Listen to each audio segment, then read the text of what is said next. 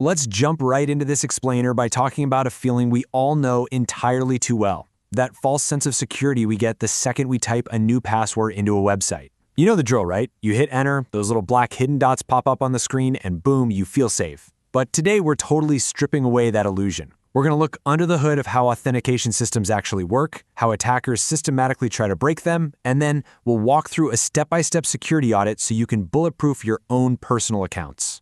So I want to ask you this right out of the gate, because it totally frames the reality of modern cybersecurity. Is your password a word, or is it a cryptographic barrier? See, as humans, we naturally think of passwords as secret words. A pet's name, your favorite sports team, maybe a memorable date. But hackers? No way. They do not look at your password as a word at all. To them, and the automated tools they run, your password is just a math puzzle. It's literally a mathematical barrier standing between them and your data. And the strength of that barrier has absolutely nothing to do with how clever your secret word is and everything to do with numbers. Here is our roadmap for today. Number 1. The illusion of safety. 2. How hashes hide passwords. 3. Automated brute force mechanics. 4. Why weak passwords fail. And finally, 5. A personal account security audit. Starting off with Section 1, the illusion of safety, and specifically, the human element. Over 80%. Cybersecurity studies consistently show us that over 80% of data breaches involve weak or reused passwords. I mean, this clearly proves that we humans are overwhelmingly the weakest link in the security chain here. We just love prioritizing convenience over complexity, don't we? We reuse the exact same password for our email, our banking, our social media, the whole shebang. We rely on extremely predictable patterns.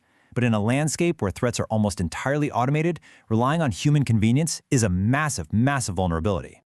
Moving right along to Section 2, how hashes hide passwords, creating that cryptographic barrier. Okay, so how do modern systems actually store your data behind the scenes?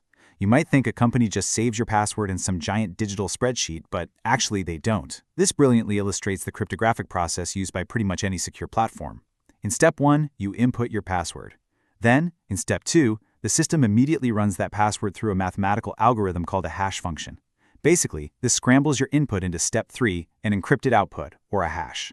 This hash is what actually gets saved in their database. So, when you log in tomorrow, the system takes your input, hashes it again, and just checks if the two hashes match. Your actual password is never stored directly, which means even if a hacker steals the database, they don't see your password, they just see these long, crazy strings of scrambled characters. All right, Section 3, automated brute force mechanics, the invisible threat. So, if passwords are functionally hidden behind hashes, you're probably wondering, how do breaches still happen? Well, the answer lies in the brute force attack. This is a technique where an attacker systematically tries every possible combination of a password until the correct one is finally found. The absolutely crucial point to grasp here is that a brute force attack is not some highly intelligent process. It's not a guy in a dark hoodie brilliantly deducing your mother's maiden name. It is merely the systematic, relentless exhaustion of all mathematical possibilities. Let's actually look at the math powering these attacks. Check out this formula on the table, n to the power of L. N represents the number of possible characters, so 10 for a numeric pin, or 62 if you're using upper and lowercase letters plus numbers. L is simply the length of your password. So a 4-digit PIN has 10 possibilities for the first number, 10 for the second, and so on. 10 to the power 4 equals exactly 10,000 combinations. But an 8-character alphanumeric password, boom, that jumps to billions of combinations. This perfectly explains why length is your absolute ultimate defense against high-speed computation. It's just simple math. Increasing the length exponentially increases the number of combinations an attacker has to burn through. We really need to demystify the threat landscape here. The Hollywood myth always tells us that a lone, genius hacker is manually typing in specific, clever guesses based on your personal life. But the reality? Vastly different. Real-world attacks rely on high-speed automation systems testing mathematical probability. In professional cybersecurity environments, ethical hackers use operating systems like KaliLinux, which come packed with penetration testing tools. These tools are designed to simulate attacks to test for vulnerabilities. But malicious actors use similar automated login testers. They aren't doing magic, guys. They're just utilizing high-speed math, allowing a pretty standard computer to test literally thousands of password combinations per second. And here is exactly how those automated tools operate on a relentless loop. Step 1, input the target username. Step 2, Try a password from a massive digital list. Step 3, compare the system's response. Did it grant access or deny it?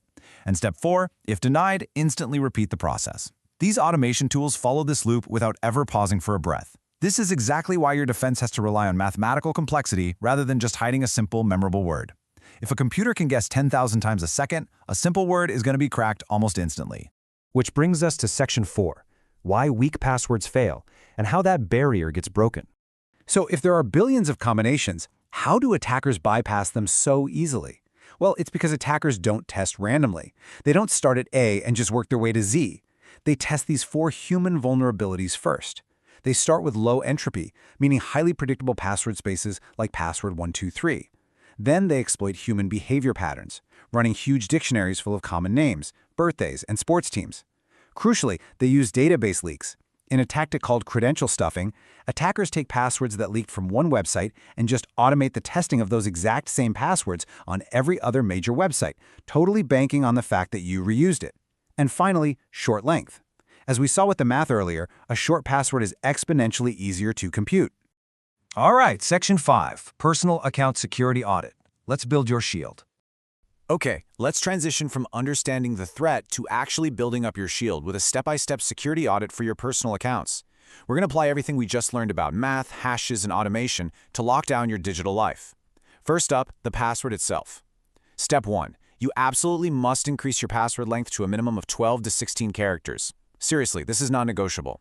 Step 2. Mix uppercase, lowercase, symbols, and numbers to maximize your character set.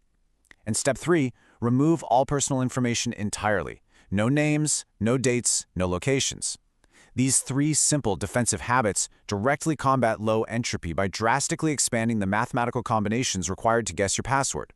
Just by moving from 8 characters to 16, you push the time it takes an automated tool to guess your password from hours into literally millennia. But a strong password isn't quite enough on its own. Furthermore, you have to enable these specific actionable system settings on every platform that offers them. First, enable two-factor authentication, or 2FA. This means even if they do guess your password, they are stopped cold by a physical code sent to your device. Next, ensure your accounts are set to lock out after a certain number of failed attempts. This directly breaks that high-speed automated testing loop we looked at a minute ago. Also, utilize captcha verification to prove you're human and actively monitor your login sessions for any strange devices. These settings physically block those automated tools from firing rapid-fire guesses at your accounts. And that brings us to a really fundamental concept in cybersecurity. Security is not about making systems unbreakable. It is about making them too expensive to break. This principle perfectly summarizes our entire explainer today. In the digital world, time and computational power equal money. Your goal isn't to create an utterly flawless mythical system. Your goal is simply to use length, entropy, and actionable settings like 2FA to make the mathematical cost of cracking your account so incredibly high that the attacker just gives up and moves on to an easier target. I'm going to leave you with this final thought. If your password is predictable, can any system in the world fully protect it? Because ultimately, the real weakness isn't the complex technology, the hash functions, or those automated Kali Linux testing tools. The weakness is human behavior. When you truly understand that your password is just a mathematical barrier, you have the power to make that barrier impenetrable. Go update your settings, build your shield, and never rely on convenience over security again.